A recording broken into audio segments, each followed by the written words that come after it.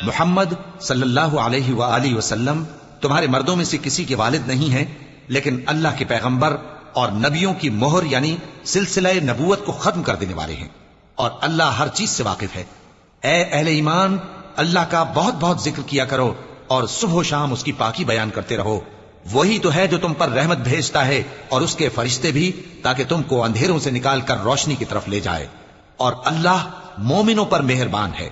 جس روز وہ اس سے ملیں گے تو ان کا تحفہ اللہ کی طرف سے سلام ہوگا، اور اس نے ان کے لیے عمدہ ثواب تیار کر رکھا ہے۔ اے پیغمبر، ہم نے تم کو گواہی دینے والا اور خوشخبری سنانے والا اور خبردار کرنے والا بنا کر بھیجا ہے، اور اللہ کی طرف اسی کے حکم سے بلانے والا اور چراغ روشن۔ اور مومنوں کو خوشخبری سنا دو کہ ان کے لیے اللہ کی طرف سے بڑا فضل ہے، اور کافروں اور منافقوں کا کہا نہ ماننا اور نہ ان کے تکلیف دینے پر نظر کرنا، اور اللہ پر بھروسہ رکھنا، اور اللہ ہی کارساز کافی ہے۔